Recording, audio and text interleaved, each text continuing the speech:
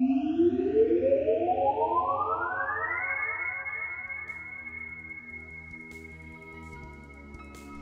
again! Today's topic is in the title. Huh, go figure. Well, anyway, we'll be covering that tricky bit that so many GMs have problems with, getting their players to describe their character's actions, especially attacks in combat.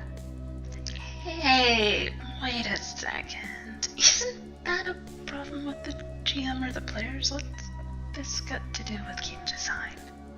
Well, glad you asked, even if I asked for you. But we'll pretend you asked for the sake of argument. See, there are a few things that keep players from really getting into character and being descriptive about what they're doing. Some of these things a game designer can't really do that much about. Sometimes it's just uncomfortable for a player to do such. Maybe it's the company, maybe they're just not used to it. There's not a whole lot you can do from the perspective of game design to fix that problem. I didn't say you can't do anything about any problems a player might have in relation to such.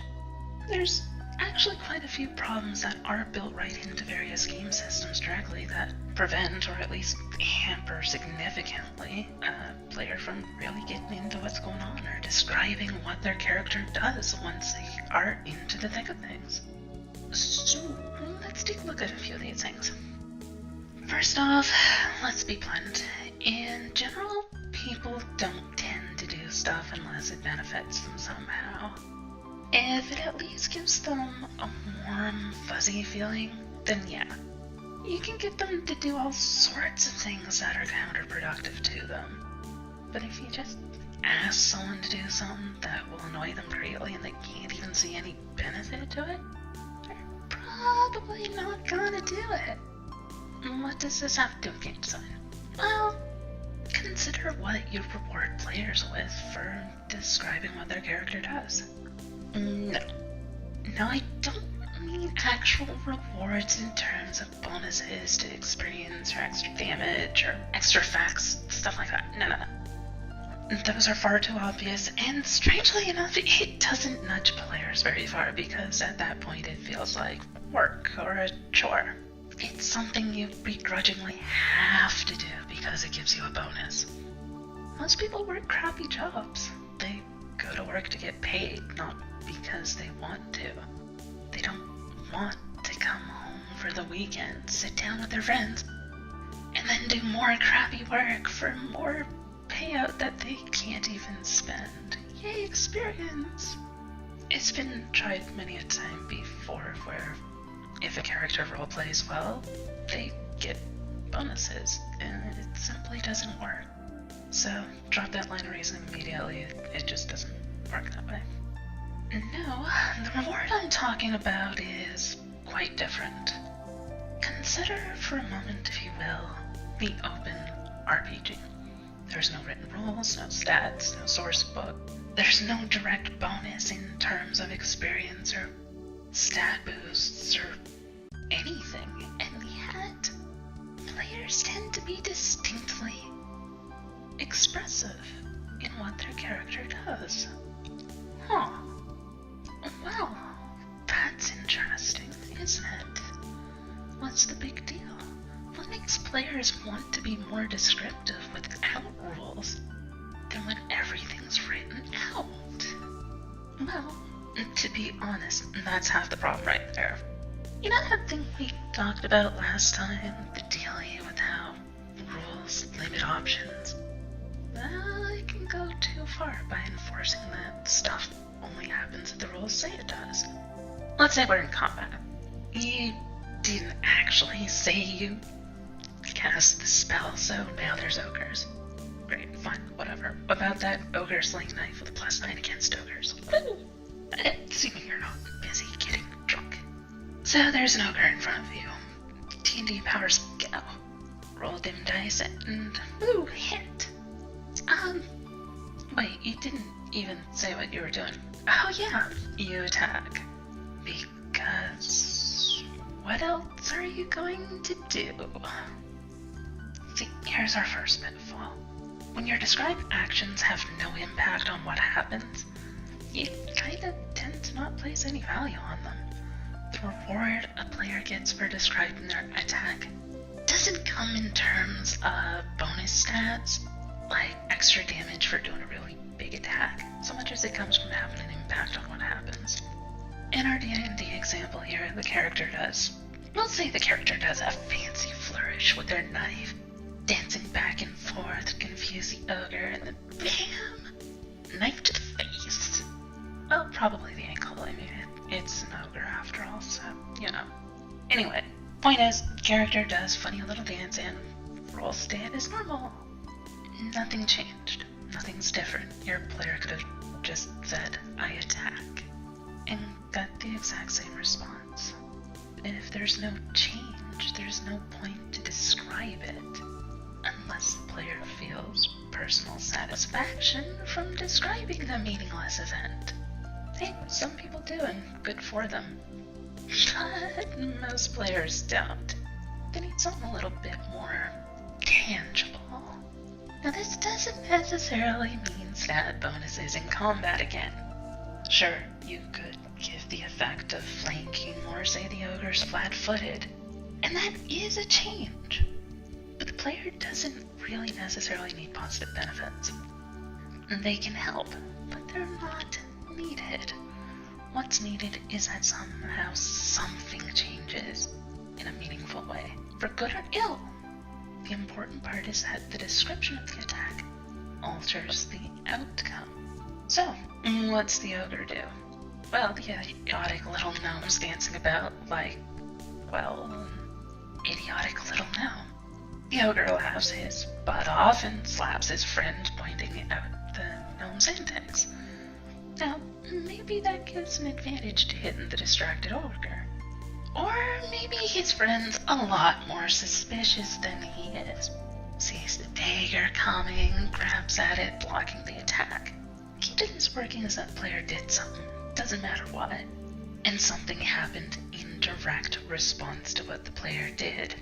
Sometimes this reaction can be negative, such as the dagger getting yanked out of the gnome's hand, or the gnome just being picked up and tossed about like volleyball for kicks.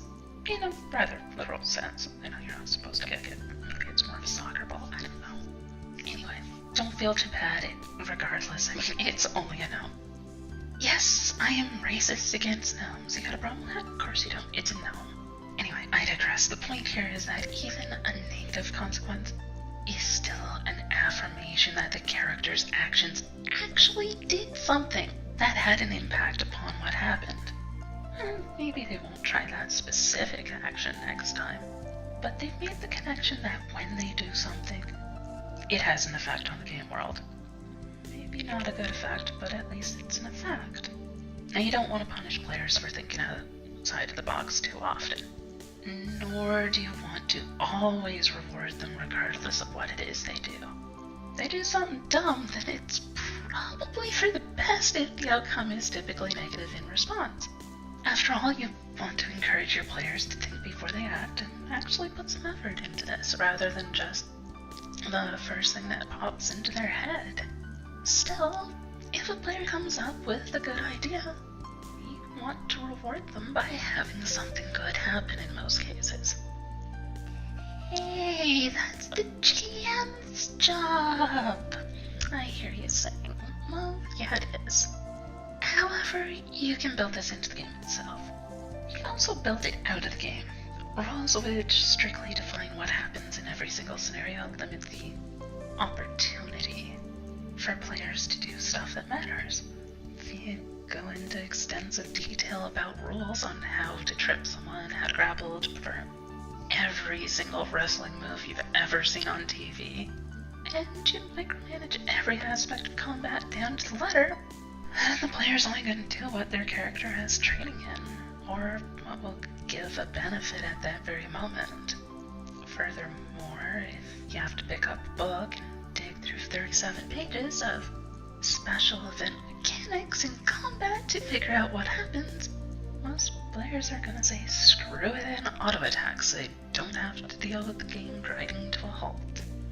of you who are interested in digging through 37 pages of errata and special event mechanics are going to be the ones who just say, I distract the ogre and attack anyway.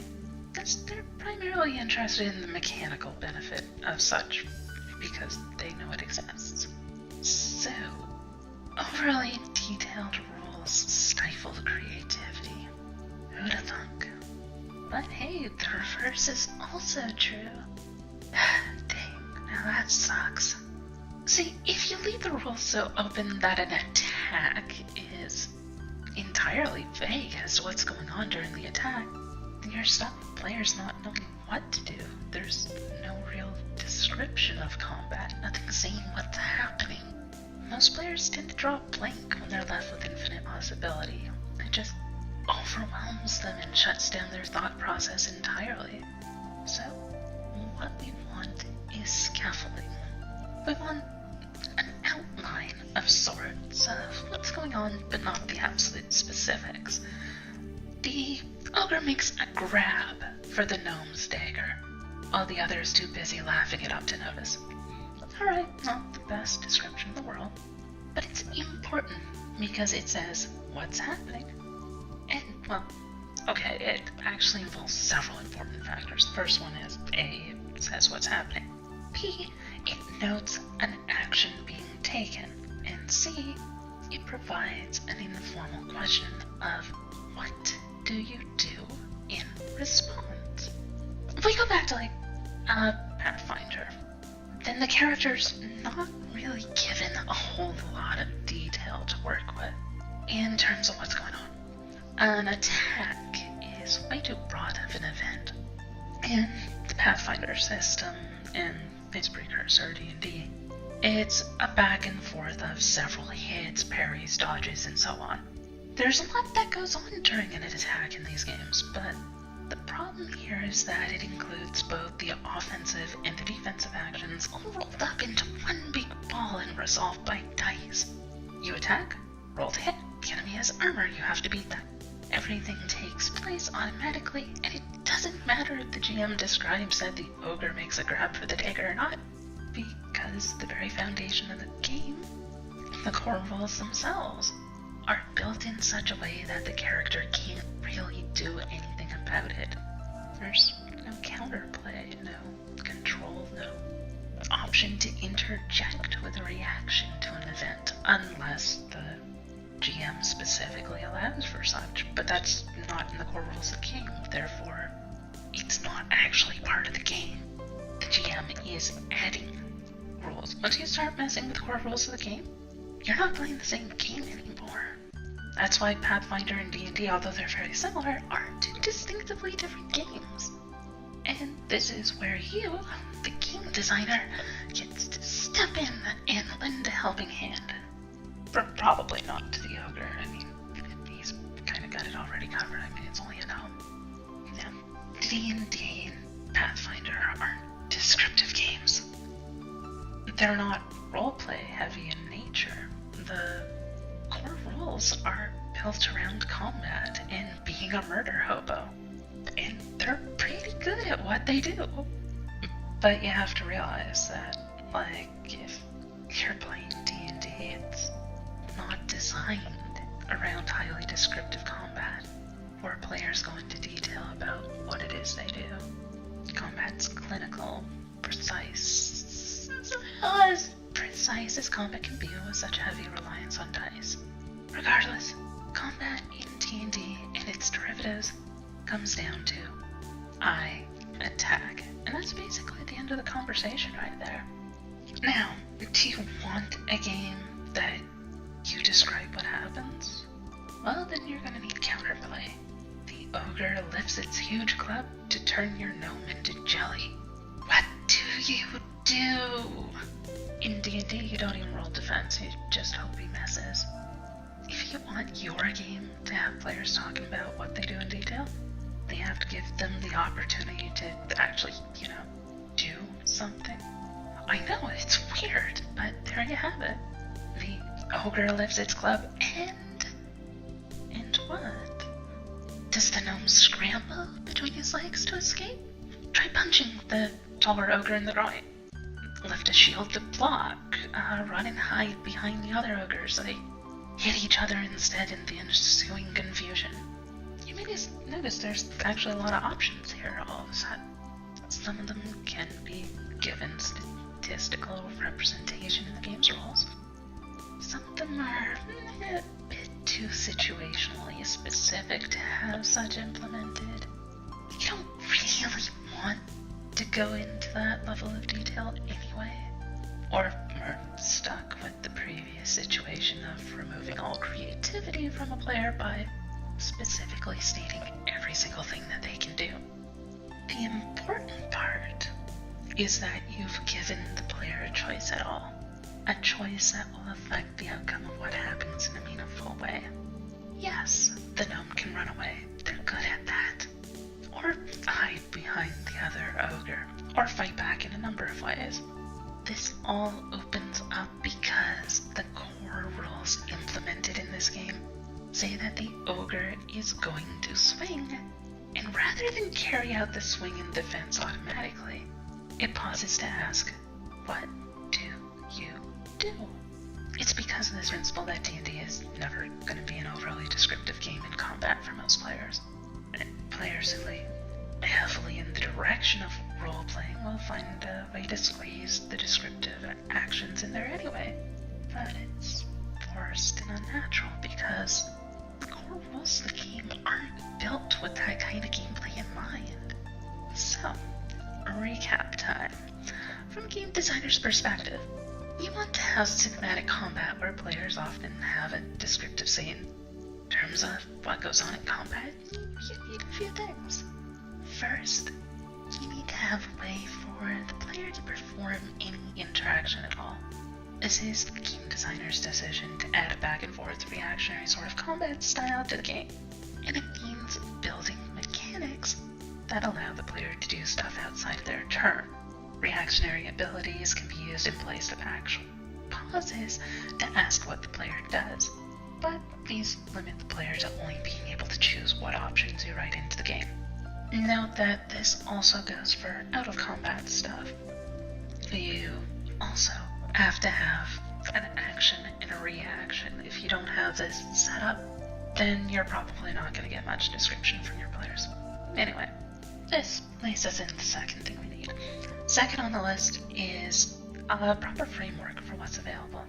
Note I said framework, not beautiful, gorgeously painted masterpiece of what happens. You want to provide a rough outline of what the players can do, but not so strictly defined that they don't have any wiggle room. This steps outside the core rules of gameplay and into the tertiary rules, such as what the actual attacks and abilities available at one's disposal are. If you design your abilities so that the player can get a rough idea of what's going on, but not so clear that it spells out every last little bit of information for them, then the player has something to work with for description. Same goes for social skills. If you're trying to get your players to role-play a situation, really good role-players will find a way to make it work. But not everyone's really a good role-player. If you're just okay, you talk to the guard, you want to intimidate him, what do you say to him? How many people have put effort into learning to intimidate people? They don't know what to do. It's the character. I don't know how to use okay, I know how to use a sword, but the point is, I can't masterfully use a sword in combat. My character can. You don't expect me to actually know how to use a sword. Why do you expect my character to know how to speak to people when I don't? My character can do it because I can roll dice for it. It doesn't really work all that well, though. If you want to be descriptive with it, you have to give the player something to work with, abilities that piece together the conversation in segments that they kind of know where they're going with it, using physical intimidation, just an overbearing appearance, know, leaning over someone smaller than you are, casting your shadow literally upon them, that kind of thing. If you put something like that in, then yeah, the player knows, oh hey, I can do that, and I can describe that. I can describe exactly how I use my physical intimidation. But if you just say intimidate them, they don't know. So, anyway, third on our list, you're also going to need the option to do stuff outside of the box. If you make rules for every single situation imaginable, then the character doesn't have any need to describe what happens, because they can just say, I execute Order 66. And that's the end of it. And those pesky Jedi. Sorry. No, I'm not. Anyway. The last really major thing is that the character's actions, or more specifically their choices, have a direct impact on what happens. This is largely the GM's jurisdiction, but you can still have a helping hand here. Not every GM is a master of 1,000 campaigns. Not every GM even really knows what the heck they're doing. We all started somewhere, and I'll confess I was not the best GM in the world on my first try. Actually, I might have been one of the worst. Yeah, I know some really awful GMs, and I was one of them. Thing is, it doesn't have to be this way. Include a few tips and tricks for GMs in the game's book to help them out, and it can go a long way towards players getting out of the game what you wanted to put in. See, every game's different. Each game has specific goals and ideas it's trying to express. If you don't tell the players and GM what these goals and ideas are, they're gonna have to guess based on what you provide for roles. Heck, I've met people who honestly believe D&D is a game designed for RP-heavy play, despite that there's virtually nil in the way of support in the system for such, and quite a few mechanics that actively dissuade players from going into heavy roleplay instead of role play with dice. It can be so simple a thing as simply saying what you design the rules for and what you're trying to achieve. Even given an example of dialogue between characters can be a great help indirectly, as you can show what the game's capable of. You can't force players to describe their actions. Even if you hand out bonus experience and stat boosts for it, you can't force a GM to run their game the way you want them to. You can, however, provide them with the tools within your core rules, which make it not only possible, but natural for players to want to describe what happens.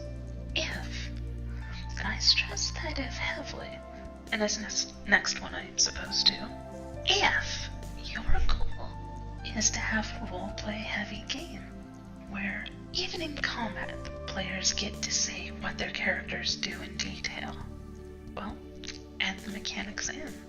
If that's not your goal, don't add in mechanics that don't do what you want them to. Pathfinder's a murder hobo game. A bit less so than D&D, but that's still its core purpose, and it's very good at what it does. Adding in the stuff we just talked about would mostly get in the way. So, as usual, figure out what you want to do, and then build stuff that works towards those goals. It's pretty much that simple. And with that, I'm out. See you next time!